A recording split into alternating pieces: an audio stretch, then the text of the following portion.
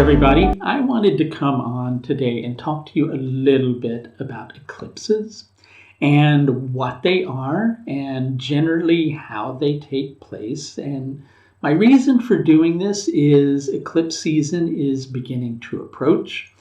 And whilst that can sound really ominous, we have eclipse season twice a year. It's just sometimes it gets really hyped up and it makes it sound like, it's like some end of the world type event or something like that. But eclipses are really powerful, but at the same time, they do happen quite regularly.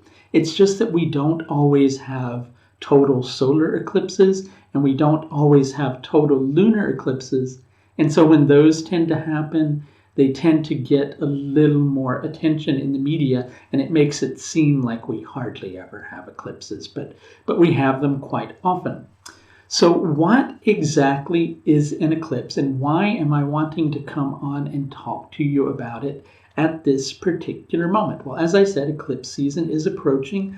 We have a solar eclipse that's going to take place on the 30th of April, followed a couple of weeks later by a lunar eclipse. I believe that's on the 15th. I'll have those dates for you, and I'm going to put out a video over the next couple of days and give you a little bit more from an astrological perspective about what the eclipse is all about.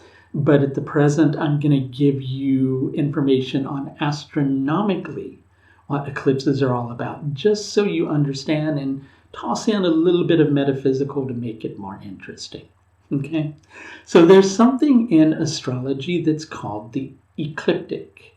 And I'm going to try to show you this with my finger, but because things are backwards, it's sometimes difficult to do because my video camera gets mirrored. And the way I see it, it's going opposite of what I'm doing. So I'll give it my best try, right? There's something called the ecliptic, which is the path of the sun as it goes north and south over the course of the year from solstice to solstice, like this, right? It doesn't move like a finger, but you get the idea. It goes up and down over the course of the year. Now, obviously, what's happening is the Earth is rotating around the sun, but apparently, or it appears to us here on the Earth, that the sun is moving north and south. Now, the path of the moon is about 5 degrees off of that path of the sun. So there are a couple of points where the path of the moon crosses the path of the sun. Where the path of the moon crosses the path of the sun as the moon is going north is called the north node. Or in Vedic astrology, we call that Rahu.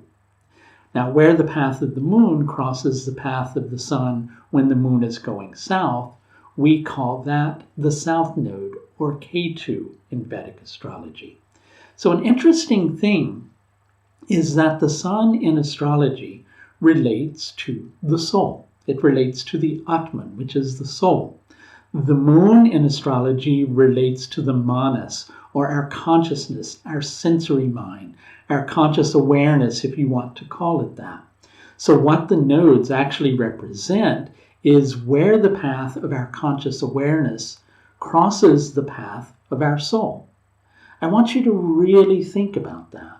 It's our conscious awareness coming into contact with the path of our soul, or the path of our conscious awareness coming into contact with the path of our soul, right?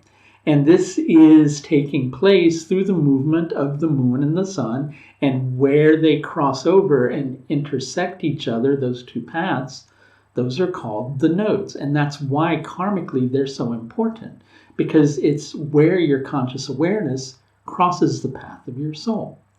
So generally what an eclipse is when you have a new moon, which is a sun-moon conjunction, which is when the moon and the sun are occupying the same degree in the sky, for those of you who aren't aware of what that means, or when you have a full moon, which is a sun-moon opposition, which is when the moon and the sun are at opposite ends of the heavens, and they're at what's called a 180-degree aspect to each other, that's when we're having a full moon. So when you have a new moon or when you have a full moon in close proximity to one of the nodes, that's when you have eclipses. So when you have a new moon in close proximity to one of the nodes, that's a solar eclipse. When you have a full moon in close proximity to one of the nodes, that's when you have a lunar eclipse. And so those are really potent periods. Astrologically, metaphysically, what you will find is when that first eclipse happens, it's almost as if a little portal is opening up. And when the second eclipse happens, it's like that portal is closing. Now, occasionally we'll have a third eclipse. Sometimes you can have a lunar eclipse, a solar eclipse, and a lunar eclipse, like all within sometimes within a month of time or over the course of a lunation cycle is what I should say, which is, generally 28 days. A little bit off of that in terms of the calculations. But sometimes we have, you can have it not over the course of a lunation cycle, but a lunation cycle and half of a lunation cycle is what I meant to say. So sometimes we will have 3 eclipses and sometimes we'll just have 2 eclipses in one set. The 3 eclipse situation is a little more rare, right? But what happens is when that first eclipse happens, a portal opens. And when the next eclipse happens, that portal closes. Now, people quite often go, well, I didn't really feel anything major with that eclipse. Well, you may not always, but you will, especially when it touches sensitive points in your horoscope.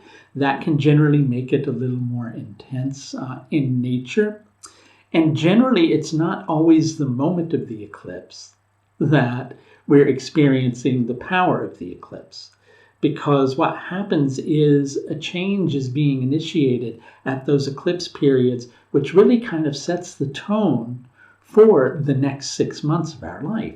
So they're like sort of like reset points, really, over the course of the year, where great changes happen. Now, this particular eclipse cycle is going to take place with the solar eclipse in close proximity to Uranus. I don't often talk about Uranus because I work with Vedic astrology and we don't always go into the outer planets. As a matter of fact, very few Vedic astrologers do. I tend to touch on them a little bit because occasionally I find them very meaningful. And in my video that I'm going to do on the solar eclipse, I'll touch on what this is all about. But I just wanted to give you a little bit of information on what exactly happens with eclipses so you would understand.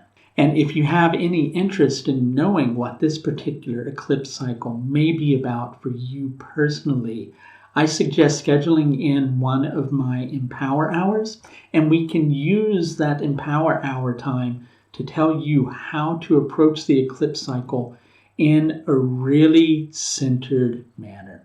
Thank you for watching, and the link to my Empower Hours, if you want to schedule that, is above. Bye now.